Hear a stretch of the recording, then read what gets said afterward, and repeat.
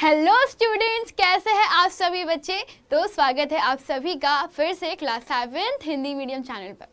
आज आप लोग पढ़ने वाले हैं परिसंचरण तंत्र में मानव परिसंचरण तंत्र का सबसे महत्वपूर्ण हिस्सा धमनियां और हृदय।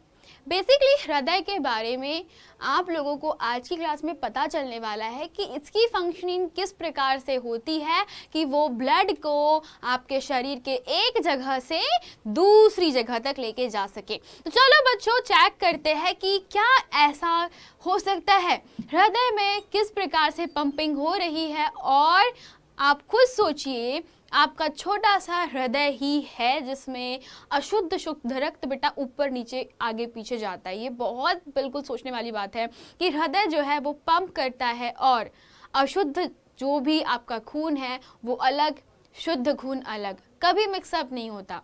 सोचने वाली बात तो है भाई। चाहे तो ये मिक्सअप भी हो सकता था, हमारी बॉडी में बहुत सारे विकार उत्पन्न हो जाते, लेकिन ऐसा कभी नहीं होता। तो इसके पीछे का मेन रीजन क्या हो सकता है, ये हमको चेक करना पड़ेगा।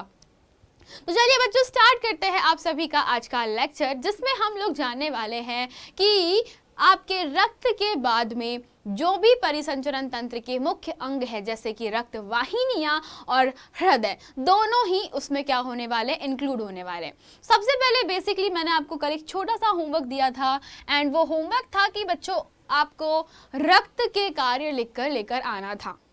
तो पिछली क्लासेस के अनुसार आपको ये मैंने होमवर्क दिया था। जस्ट बच्चों उसको नोट डाउन करने के लिए ये मैंने यहाँ पर लाया है कि अगर आपको लगता है कि मैम ये होमवर्क हम लोगों को बहुत इंपॉर्टेंट है, बेटा मैं इसको लिख कर इसलिए लाई हूँ because this one is one of the most important question. ये कई बारी हर बारी पूछा जाता है।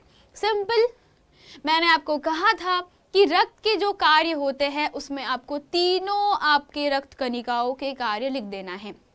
नंबर 1, रक्त आपके शरीर में ऑक्सीजन कार्बन डाइऑक्साइड का परिवहन करता है, नो डाउट, है ना। रक्त आपके शरीर में ऑक्सीजन और कार्बन डाइऑक्साइड को अंदर बाहर करता है, ऑक्सीजन को अंदर लेके जाता है, शरीर की हर एक कोशिका तक पहुंचाता है, और आपके पास में जो कार्बन डाइऑक्साइड कोशिकाओं में बनती है वो कार्बन डाइऑक्साइड को क्या करता है, उसको बेटा बाहर करने के लिए फेफड़ों तक लेकर के आता है। देन रक्त पोषक पदार्थों और उत्सर्जी पदार्थों का भी परिवहन करता है। पोषक पदार्थ हमने देखे थे कि पाचन तंत्र के माध्यम से सारे पोषक तत्वों को अवशोषित करके वो क्या करता है, शेयर करता है अन्य अलग अलग कोशिकाओं में अगेन। और फिर बच्चों उत्सर्जी पदार्थों को हम लोग पढ़ने वाले हैं उत्सर्जन तंत्र में कि रक्त का पृथक्करण होता है और मूत्राशय से पूरा उत्सर्जित अन्य हानिकारक पदार्थ बाहर निकल जाते हैं। बाहरी रोगाणु जो शरीर में प्रवेश करते हैं, one of the most important thing कि मैंने आपको कल बताया था या पिछली क्लास में समझाया था कि किस प्रकार से हमारे शरीर में एक रोग प्रतिरोधक तंत्र निर्माण हो जाता है, जिसको आप लोग बेटा इम्यून सिस्टम भी बोलते हो। ये तंत्र ऐसा होता है कि बाहर से अगर कोई रोगाणु आया तो उसकी खैर नहीं, ये वाला किस्सा है बेटा यहाँ पर। तो ये बोलता है कि हमारे शरीर को रोगग्रस्त करने वाले सभी जीवाणुओं से शरीर की सुरक्षा करने का काम करता है और चोट लगने पर रक्त के प्रवाह को नियंत्रित करना, या इसे इजीली कह सकते हो रक्त का थक्का जमाना। ओके, या this one is a little bit part. आज हम लोग पढ़ने वाले, शुरू करने वाले हैं रक्त वाहिनियां। ऑब्वियस सी बात है, अगर मैं आपसे बात करती हूँ बेटा ब्लड की, तो क्या लगता है आप लोगों को कि रक्त इधर उधर जाने का काम करता है, बट बेसिकली किसके माध्यम से, रक्त वाहिनियों के माध्यम से। आपके शरीर की जो रक्त वाहिनियां हैं वो शरीर के हर एक कोने, हर एक हिस्से तक फैली हुई है। ये रक्त वाहिनियां क्या करती है, शरीर में विभिन्न प्रकार की रक्त वाहिनियां होती है जो रक्त को शरीर में एक स्थान से दूसरे स्थान तक लेकर जाती है। तो समझो, अगर मैं आपको इसको ऐसे समझाऊं कि आपको दिल्ली से मुंबई जाना है, बॉम्बे जाना है ना, मुंबई बोले ना, बॉम्बे, तो दिल्ली टू बॉम्बे का जो सफर है वो काय से तय करोगे, ऑब्वियस सी बात है, सड़कों से, है ना, या ट्रेन से, हवाई जहाज से। तो बेटा ये जो रास्ता जो देता है ना, रास्ता, तो रास्ता कौन देगा, जाने आने का रास्ता कौन देता है, धमनियां। बेसिकली शरीर को समझो कि मान लीजिए हृदय से खून को जाना है इसके सर्ग तक, हमारे दिमाग तक, तो हृदय से ढेर सारी रक्त वाहिनियां निकलती है, हमारे दिमाग तक जाती है और खून को प्रवाहित करते हुए वो यहाँ तक लेकर जाती है। तो बेटा रक्त वाहिनियां यानी कि रक्त को बहा करके वो शरीर के अन्य हिस्सों तक लेकर के जाती है, ठीक है। और बच्चों सबसे इंपॉर्टेंट चीज, अंतः श्वसन यानी कि श्वास को अंदर लेना। अंतः श्वसन का मतलब होता है श्वास को अंदर लेना और उच्छ्वसन का मतलब होता है श्वास को बाहर छोड़ना। तो अंतः श्वसन मतलब कि होता है बेटा O2 को ग्रहण करना और उच्छ्वसन का मतलब होता है CO2 को मुक्त करना। फाइन। तो बेसिक सी बात है बेटा कि जब मैं बात करती हूं अंतः श्वसन की, तो इस टाइम पर ऑक्सीजन की ताजा ताजा आपूर्ति हो जाती है। यानी कि अगर आपसे कोई बोले कि ऑक्सीजन किधर जाती है, तो यहाँ बच्चों फेफड़ों में जाती है। ऑक्सीजन कहाँ आती है, जब हम श्वास लेते हैं तो फेफड़ों में आपकी पूरी की पूरी ऑक्सीजन आती है, तो फेफड़ों में गई। बट बच्चों यह रक्त क्या करता है, इस ऑक्सीजन का परिवहन शरीर के अन्य भागों में करता है, लेकिन किसके माध्यम से, वाहिनियों के माध्यम से। यानी कि ये रक्त वाहिनियां ही होती है जो रक्त को प्रवाहित होने में मदद करती है। अगर आपसे कोई पूछे रक्त वाहिनियां क्या होती है, तो आप लोग लिख सकते हैं कि रक्त को प्रवाहित करने के लिए रक्त वाहिनियां ही मदद करती है।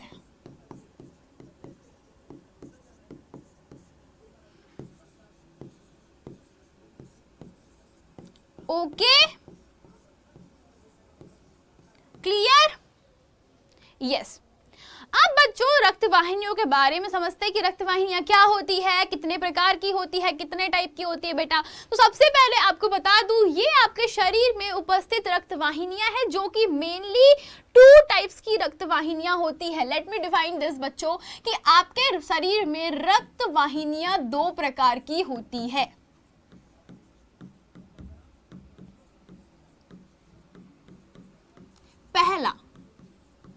पहली कौन सी होती है? पहली होती है बेटा, सबसे पहले नंबर पर होती है धमनियां, दूसरे नंबर पर होती है शिराएं। देन बच्चों एक आप लोग लिख सकते हो, आप लोग जब बच्चों जनरली हृदय पढ़ोगे, जब आप लोग हृदय के बारे में पढ़ोगे, तब आपको पता चलेगा कि यहां पे हृदय से 4 प्रकार की वाहिनियां निकलती हैं।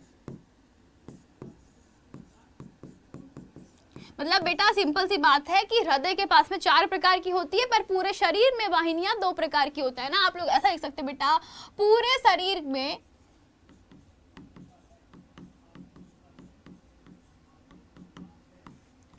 रक्त वाहिनियां 2 ही प्रकार की होती है। आप पूछोगे मैम ये इतना कंफ्यूजन क्यों कर रहे हो आप जबरदस्ती का, हमारे शरीर में अलग और हृदय के पास में अलग, दोनों अलग अलग है क्या?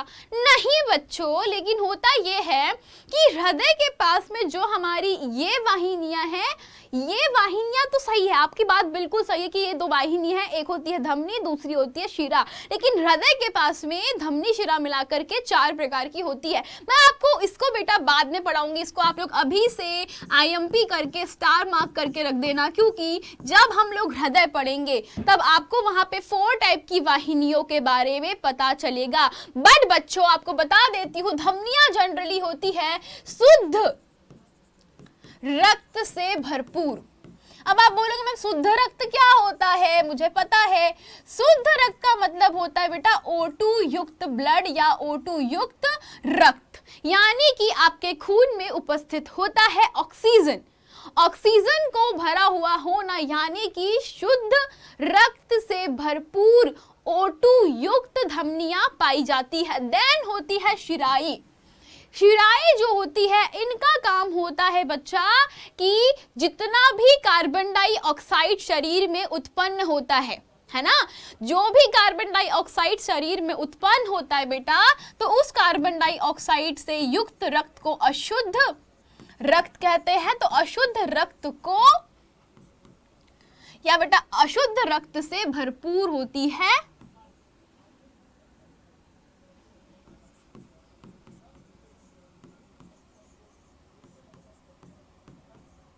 CO2, है ना। तो बेटा अशुद्ध रक्त में कौन होता है? CO2। तो अशुद्ध रक्त CO2 से भरपूर होता है और शुद्ध रक्त जो होता है वो O2 युक्त होता है, यानी कि बेटा उसमें ऑक्सीजन होती है। जनरली धमनिया का कलर जो होता है वो रेड कलर होता है, यानी कि प्योर रेड कलर। आप लोग देख सकते हो बेटा आपके शरीर में पूरी इस तरीके से पूरे के पूरे शरीर में जाल बिछा हुआ है। ये तो सिर्फ मोटी मोटी धमनियां हैं। इसके बाद में ये बच्चों शरीर में बहुत बारीक बारीक शिराएं, बच्चों बहुत बारीक बारीक रेशों में ये रक्त वाहिनियां बदल जाती है और उन्हें केशिकाएं कहते हैं। केशिकाएं बहुत बारीक होती है। इवन आपके बाल जो है ना बेटा, ये जो एक बाल है ना, इसको मैं बता देती हूँ आपका, जो आप सिंगल बाल देखते हो ना, तो इस सिंगल बाल के भी से भी पतली होती है वो धमनियां, और वो आपके पूरे बॉडी में अच्छे से बच्चों फैली हुई होती है। ठीक है, तो आपके शरीर में जो रक्त वाहिनियां है दो प्रकार की है, धमनी एंड शिराएं। धमनी का कलर जो होता है वो लाल रंग की होती है। तो धमनियां कैसी होती है बेटा? लाल कलर की होती है। अगर आपसे कोई पूछे कि धमनी का कलर कैसा है, तो धमनी जनरली कैसी होती है? लाल खून वाली। और अगर आपसे कोई पूछे कि शिराएं कैसी होती है बेटा, तो शिराएं जो होती है नीले रंग की होती है। क्यों? बेटा एग्जैक्टली अगर मैं बोलूं तो ये बेसिकली ब्लू कलर की होती है, बट आपको ऊपर से ग्रीन दिखाई पड़ती है बिकॉज एक स्किन की लेयर लग जाती है। तो होता यह है कि शिराएं ब्लू कलर की, धमनियां रेड कलर की। क्यों? क्योंकि शुद्ध रक्त से भरपूर, मतलब कि इसमें ऑक्सीजन है। और शिराएं कैसी होती है? अशुद्ध रक्त से भरपूर, इसमें क्या होती है? CO2 होती है। और ये पूरे शरीर में देखो बेटा इस तरीके से शिराएं और धमनियां प्रेजेंट है। इसमें बच्चों बाकी सारे ऑर्गन्स को हटा दिया गया है, सिर्फ और सिर्फ परिसंचरण तंत्र है। ये पूरा बच्चा आपका परिसंचरण तंत्र होता है। इतना क्लियर है ना? चलिए अब बच्चों बात करते हैं धमनियों की। धमनियों में कुछ कुछ चीजें आप लोगों को पता होनी चाहिए बच्चों। अब बात करते हैं कि धमनियां हृदय से ऑक्सीजन युक्त रक्त को शरीर के सभी अंगों तक ले जाने का कार्य करती है, जो मैं आपको ऑलरेडी बता चुकी हूं। चूंकि रक्त का प्रभाव, हाँ ये इंपॉर्टेंट चीज है इसमें जानना बेटा, कि इसमें होता क्या है कि जो फ्लो होता है धमनियों के अंदर, चूंकि ऑक्सीजन युक्त रक्त होता है, शुद्ध रक्त होता है, बट सीधा दिल से आपके हृदय से खून निकलता है बेटा। इसमें क्या होता है, जब आपका दिल पंप करता है, तो आपका हृदय जब पंप करता है तो फट फट फट फट फट इसमें क्या निकलती है? शिराओं, और आपकी जो बेटा धमनी है उसमें खून बहता है बहुत तेजी से, बहुत तेजी से। तो होता यह है बच्चों कि चूंकि इसमें रक्त का प्रवाह काफी तेजी से होता है, और आपको पता है कि जहां पर आपके पास में हाई प्रेशर होता है बेटा, तो उधर से बहुत तेजी से निकलती है ना, तो और दाब बहुत तेज होता है। इस कारण से इसकी दीवारें कैसी होती है बेटा? मोटी और लचीली। ये जानना आपको जरूरी है कि धमनियों की जो मोटाई होती है, धमनियां जो होती जनरली वो थोड़ी सी मोटी होती है। धमनियों में प्रवाहित होने वाली रक्त की गति को नाड़ी स्पंद कहते हैं। आप लोग नाप सकते हैं बेटा कि जो भी रक्त की गति है वो स्पीड कैसी है, उससे हम लोग क्या कहते हैं? नाड़ी स्पंद। आपने सुना होगा नाड़ी का दर। तो बेटा आप लोग नाड़ी को कैसे नापते हो? ऐसे करके नाड़ी, है ना, देखते हो ना, ऐसे करके। इसको मैं आपको बताऊंगी हृदय वाले पार्ट में। आपको बेटा ये वाला जो हिस्सा है, किस्सा है, नाड़ी स्पंदन दर, तो बेटा ये सारी चीजें मैं आपको हृदय के बाद पढ़ाऊंगी, है ना। तो आप सभी को इसको अभी बस जान लेना है। ओके चलो अब बच्चों बात करते हैं शिराओं की। शिराओं के बारे में आपको कुछ कुछ चीजें पता होनी चाहिए। बेसिकली मैं जो आपको यहाँ पर दिखा रही हूँ, मैं जो आपको बता चुकी हूँ उसी को मैंने थ्योरी वाइज लिखा है। बहुत सारे स्टूडेंट्स को हैबिट होती है नोट्स बनाने की, तो दैट्स वाई बच्चों आप लोग नोट्स बना सके, कुछ इंपॉर्टेंट नोट कर सके, तो ये आप लोगों का नोट्स है। तो आप लोग देख सकते हो शरीर के सभी अंगों से कार्बन डाइऑक्साइड, ऑब्वियस सी बात है, श्वसन के दौरान आप सभी बच्चे जानते हैं कि श्वसन के दौरान जो ऑक्सीजन होती है बेटा वो O2 शरीर में जाती है और आपको पता है वहां पर क्या होता है बेटा, भोजन का दोहन होता है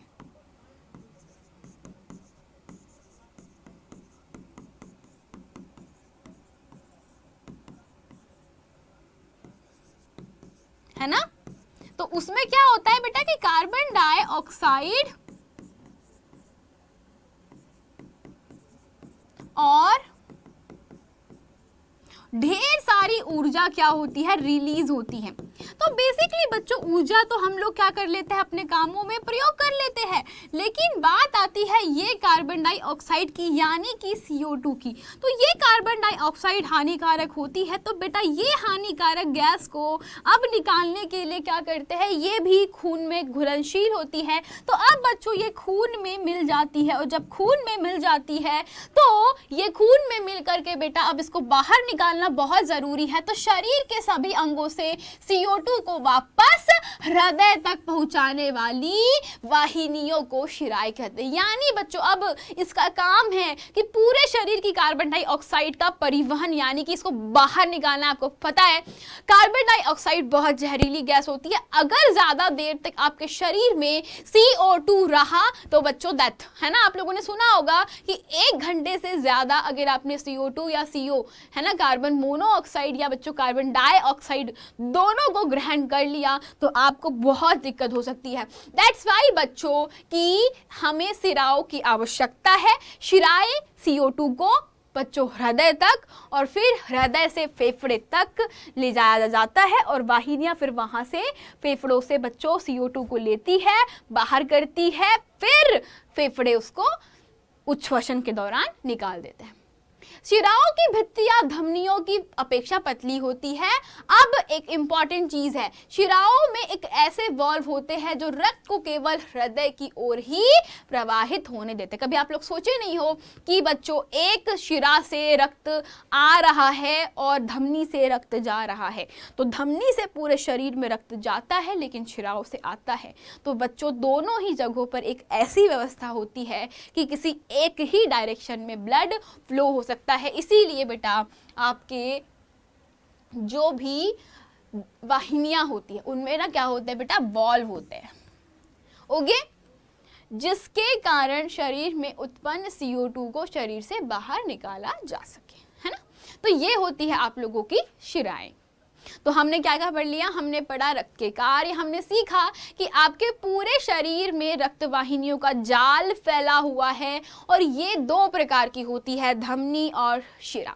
धमनी लाल रंग की शुद्ध रक्त को प्रवाहित करती है जिसमें O2 भरा होता है और ये O2 युक्त रक्त को हृदय से शरीर के अन्य हिस्सों तक लेकर के लाया जाता है। देन बच्चों दूसरा जो पार्ट है वो है कि अब भाई हमारे शरीर में उपस्थित श्वसन की जो प्रक्रिया होती है उसमें बच्चों क्या होता है, जो ऑक्सीजन के उपस्थिति में भोजन को दहन करके कार्बन डाइऑक्साइड और ढेर सारी ऊर्जा मिलती है।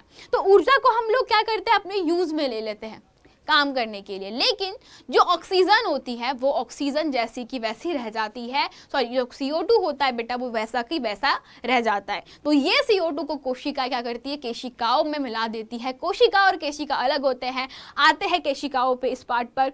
फिर बच्चों केशिकाओं में मिल करके वो रक्त शिराओं से होते हुए हृदय तक और हृदय से फेफड़े और फेफड़ों से बाहर पहुंच जाता है। तो इतना हम लोग जान चुके हैं अपने आज की क्लास में। अब बच्चों बात करते हैं कि जो भी आपका रक्त परिसंचरण तंत्र की खोज है बेटा, इसे खोज करने वाले थे विलियम हार्वे करके वैज्ञानिक।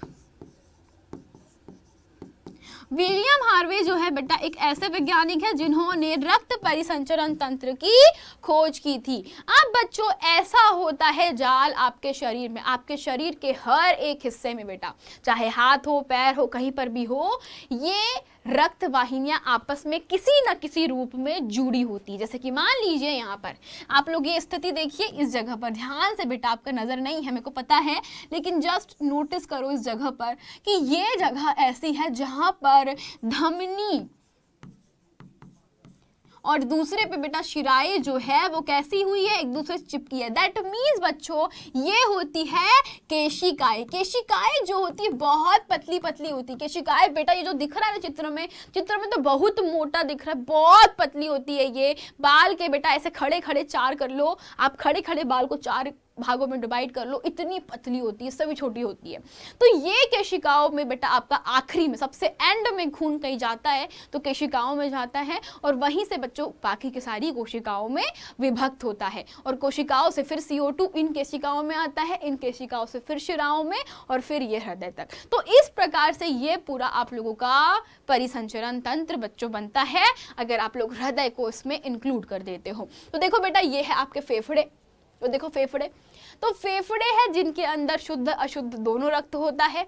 पर बच्चों आपको पता है फेफड़ों से जब क्या होता है, ऑक्सीजन यानी कि O2 आती है, तो O2 कहाँ जाती है बेटा, हृदय में। सभी लोग ध्यान से चित्र को देखो, क्या होता है बेटा, जो ऑक्सीजन आती है वो जाती है आपके हृदय में, आपके दिल वाले पार्ट में। आपके हृदय में जाने के बाद ये जो खून है ये शरीर के अन्य हिस्सों तक जाता है बेटा, किसकी सहायता से, धमनी की सहायता से। अब बच्चों जो रक्त शरीर के अन्य हिस्सों तक गया है, वहां कुछ जैव उपक्रम हुए हैं, ऊर्जा उत्पन्न हुई, CO2 निकली। अब बच्चों उन कोशिकाओं के अंदर उपस्थित जो केशिकाएं हैं उनसे होते हुए अब अशुद्ध खून जो है वो वापस से आपके हृदय तक आता है, और फिर ये फेफड़ों को जाता है ताकि फेफड़ों से वो अशुद्ध बच्चों पदार्थ को बाहर निकाला जा सके।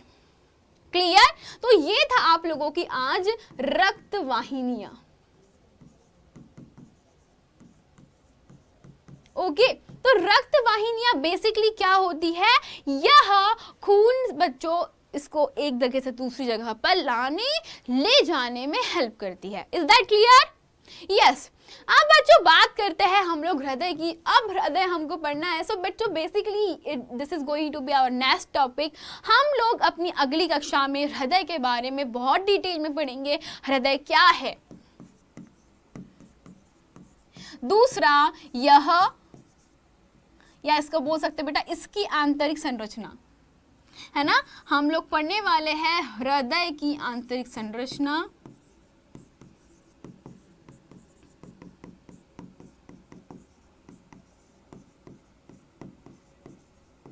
एंड फिर हम लोग जानने वाले हैं कि हृदय बच्चों किस तरीके से कार्य करता है। तो हृदय की क्रिया विधि अपन को देखना है कि भाई किस तरीके से ये काम करने वाला है, तो अपन देखेंगे क्रिया विधि।